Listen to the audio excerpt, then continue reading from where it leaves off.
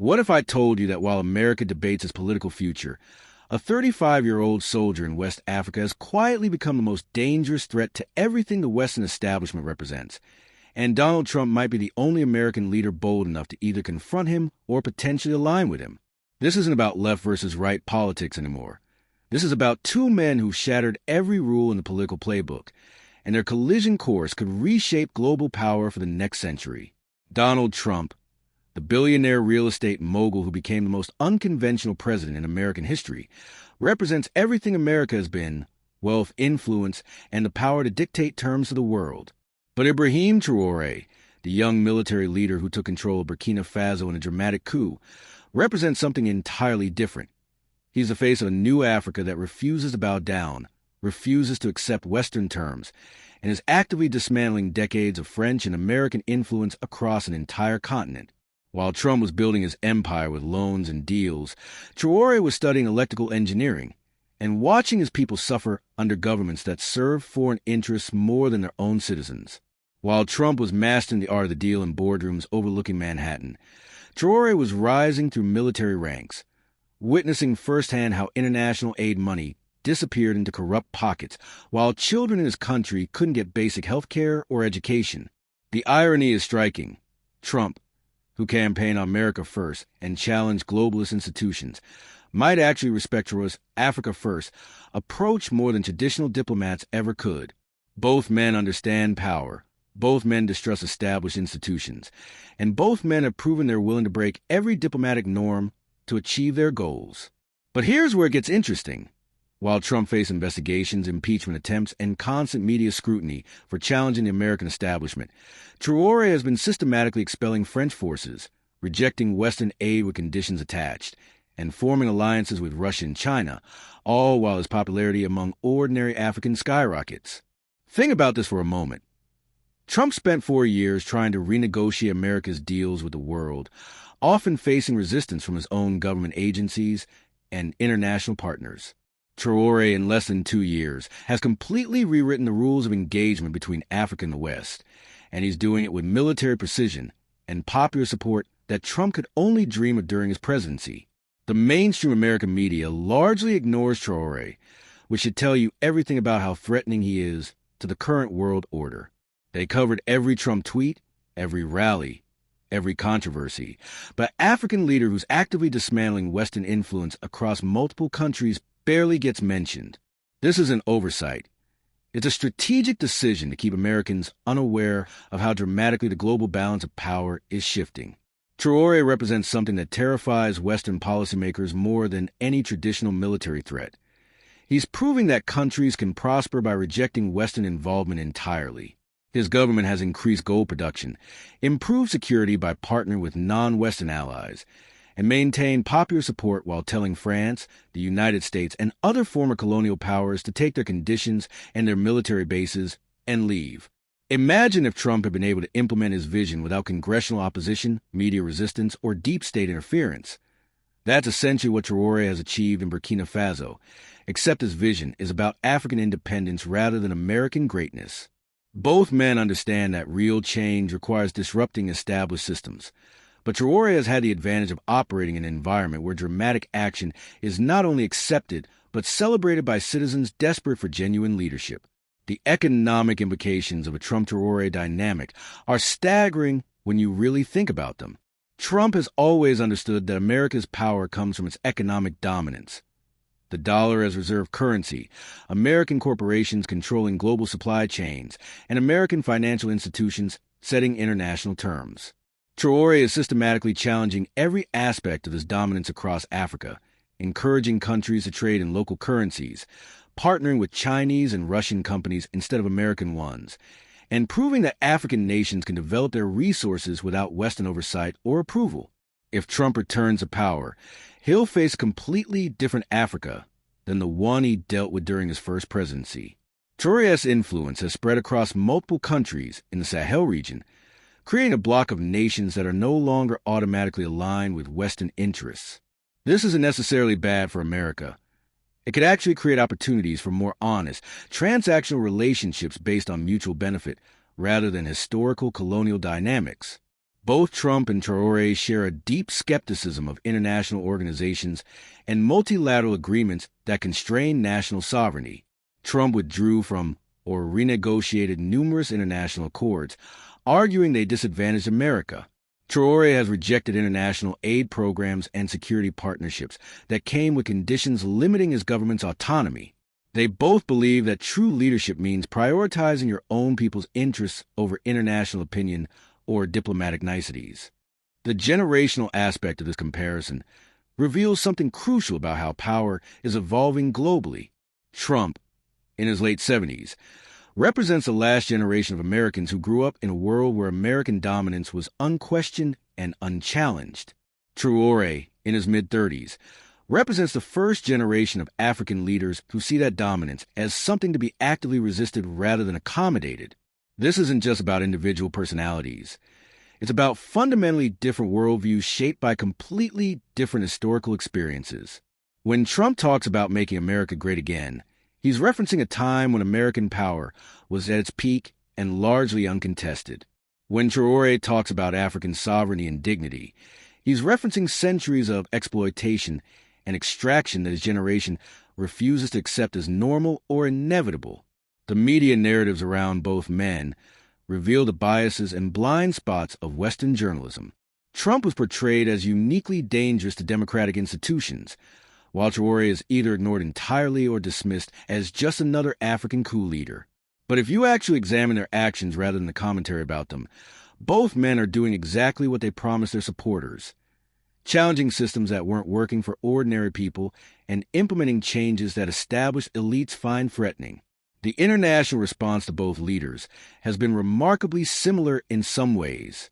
Traditional allies express concern, international institutions impose sanctions or restrictions, and media coverage focus on the disruption rather than the underlying problems these leaders claim to be addressing. Yet both maintain strong domestic support precisely because they were seen as finally standing up to external pressures that had constrained previous leaders. What makes this comparison even more fascinating is how both men use communication to bypass traditional gatekeepers and speak directly to their supporters. Trump revolutionized political communication through Twitter and rally-style speeches that ignored conventional political messaging. Traoré uses radio broadcasts and public appearances to speak directly to citizens in local languages, circumventing both international media and traditional diplomatic channels. They both understand that controlling the narrative is essential to maintaining power and implementing change. The timing of their respective rises to power reflects broader global trends that most Americans haven't fully grasped yet. Trump emerged during a period when many Americans felt left behind by globalization and economic policies that benefited elites while devastating working-class communities. Traoré emerged during a period when many Africans had lost faith in leaders who enriched themselves through partnerships with former colonial powers, while ordinary citizens remained impoverished despite their country's natural wealth. Both men capitalized on widespread frustration with systems that weren't delivering results for regular people. Looking ahead, the potential interactions between the second Trump presidency and Traoré's expanding influence across Africa could reshape global trade, security partnerships, and economic development in ways that current policymakers aren't prepared for. Trump's transactional approach to international relations might actually work better with leaders like Traoré than traditional diplomatic engagement ever could. Both men understand power, respect strength, and prefer direct negotiation over multilateral processes that dilute national sovereignty. The resource implications are enormous when you consider what this could mean for global supply chains and commodity markets. Africa contains vast mineral wealth that is essential for everything from smartphones to electric vehicles to renewable energy infrastructure. If Traoré's model spreads and more African countries start demanding better terms for their resources, it could dramatically increase costs for American companies and consumers, while potentially creating new opportunities for partnership based on mutual benefit rather than historical exploitation patterns.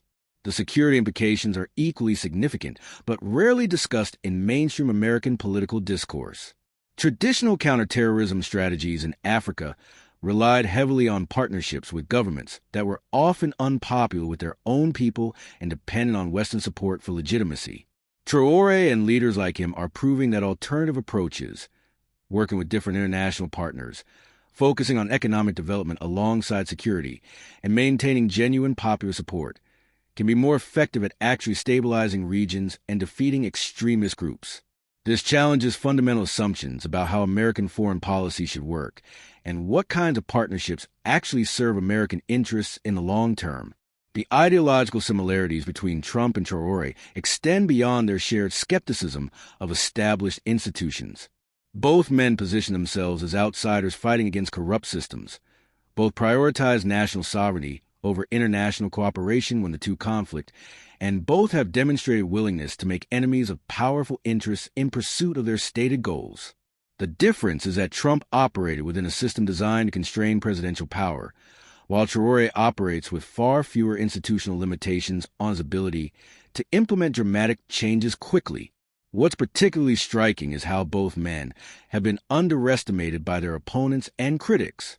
Trump was dismissed as a reality TV celebrity who couldn't possibly win the presidency or govern effectively, yet he implemented significant policy changes and maintained strong support among his base throughout unprecedented political attacks.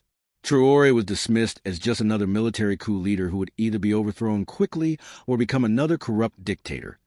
Yet he's consolidated power while implementing popular reforms and expanding his influence across multiple countries. The economic development strategies they pursued reveal interesting parallels and contrasts. Trump focused on renegotiating trade deals, reducing regulations, and using tariffs to protect American industries and workers.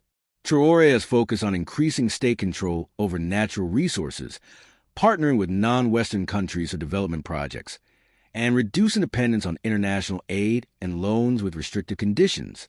Both approaches prioritize national control over economic policy and skepticism of arrangements that benefit international partners more than domestic constituencies. The cultural and psychological aspects of their leadership styles show how different backgrounds can produce surprisingly similar approaches to power. Trump's confidence comes from decades of success in competitive business environments, where results matter more than process or consensus. Traoré's confidence comes from military training and combat experience, where decisive action and clear command structures are essential for survival and success. Both men learn to make quick decisions, take personal responsibility for outcomes, and maintain authority even when facing criticism or opposition. Perhaps most importantly, both Trump and Traoré represent challenges to the post-Cold War international order that assumed Western values and institutions would gradually spread worldwide through economic integration and diplomatic pressure. Trump challenged this assumption from within the Western system itself, arguing that globalization had disadvantaged America and that international institutions constrained American sovereignty without providing sufficient benefits. Traoré challenges it from outside, demonstrating that non-Western countries can develop and prosper by explicitly rejecting Western oversight and partnership models that historically extracted more value than they provided. The generational implications of Traoré's success extend far beyond Burkina Faso or even Africa. Young leaders worldwide are watching how a 35-year-old with clear vision and popular support can transform his country's international position in just a few years. If Trump returns to power, he'll be dealing with a world where this model has already proven successful and is being replicated in multiple regions. This could create opportunities for more honest and equitable international relationships, but it will require abandoning assumptions about American influence and leverage that have guided policy for decades. The ultimate question isn't whether Trump and Traoré would work together or come into conflict. It's whether American voters and policymakers are ready to engage with a world where the United States is one important player among several, rather than the unquestioned dominant force that others must accommodate. Both men, in their own ways, have already begun creating that world through their actions and their refusal to accept traditional constraints on national sovereignty and self-determination.